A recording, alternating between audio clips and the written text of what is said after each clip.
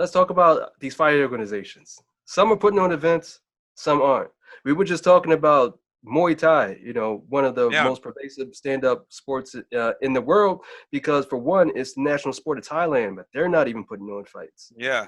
So, how do you feel about organizations that choose to put on events and during this time versus ones that don't? This is such a complicated question. I want to make sure I really get my words right.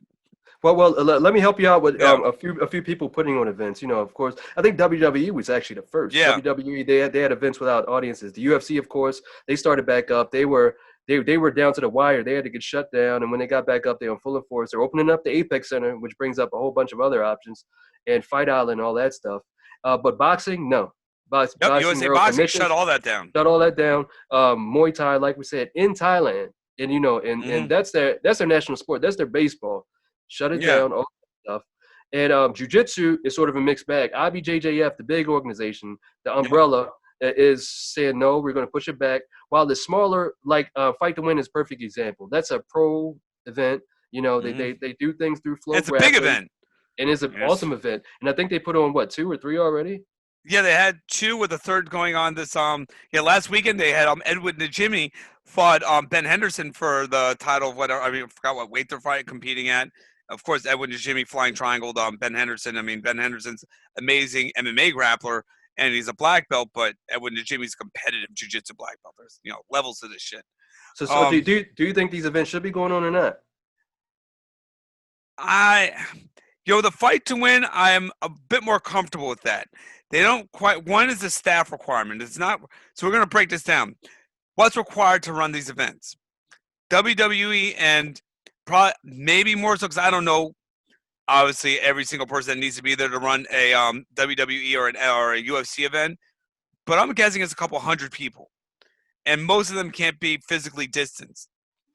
With Fight to Win, there's significantly less people involved in both the setup, production, and breakdown. I'd be more comfortable with that, you know, if they are doing, assuming we're doing testing and they're following the protocols that they set forth. They developed good protocols that are checked by doctors and industry professionals within, medicine and infectious disease and all that. And they're being followed. Like there's an acceptable risk. And then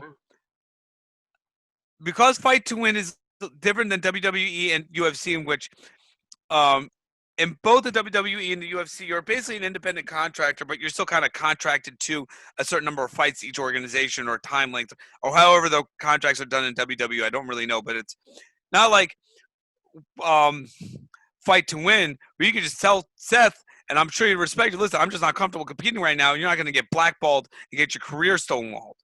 Yeah, I want to talk about that because that was a big issue with the So, UFC. They yeah, were they were having a problem with Stipe Miocic. yeah, Called a firefighter. a firefighter during a national crisis. They're like, why aren't you fighting?" It's like, I don't know. I'm one of the first responders. How about that? And so Yeah, that was actually an issue, which really rubs me wrong. 100%. And Max Holloway actually put a statement out a couple days ago. He goes, "What I'm doing in that cage is hundreds of times more dangerous than COVID-19. It's not even comparable, and I'm willing to accept that risk. But what and also, but I could get sick, not know it, get my grandmother sick, and she may not recover from that. I couldn't live with myself if that happened. You Oh, know, that's good to say. and Yeah. that's part of. I mean, that's what makes this whole COVID situation so unique is that you could have it and not be sick, not show any symptoms, and then give it to someone else, and they could die, or have their life severely altered with lung capacity change. So there's,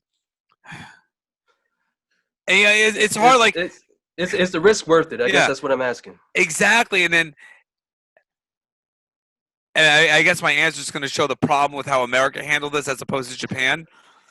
There's who am I to say what someone else's risk is for? But on the other hand, we're kind of all in this together. Like, why did Japan just really open up this week with only I think 870 something deaths? Because day one they locked everything down.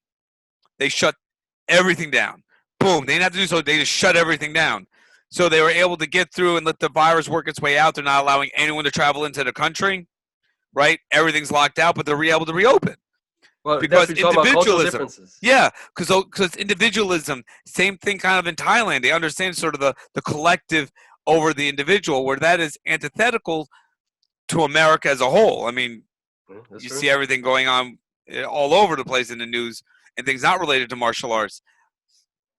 Yeah, it's every man So for himself. yeah, and I'd like to say something like Fight to Win is good. You know, so I've competed. I like Seth. I think he's done amazing things for the sport.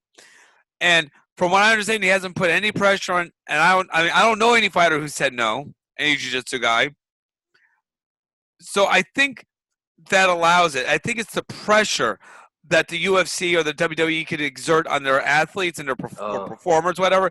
I think that's what starts changing it. You know, so I whether see what you're they saying. get or It's like it's available and you can do it, but it's like if you don't do it, you don't get the scarlet letter on your chest. You know, exactly, and that's I see what you're saying.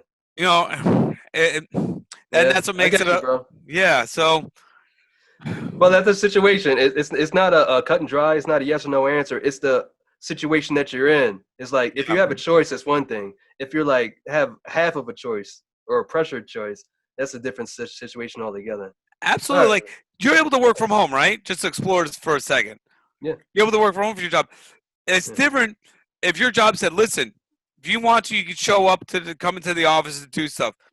If not, that's cool. Keep doing it." As opposed to, "Listen, you're gonna have to start showing up now. If not, we're gonna have a talk with HR." Exactly. No, Right? no. I That's think you summed it up pretty good, man. Yeah. yeah. Let's keep it moving. Let's keep it moving.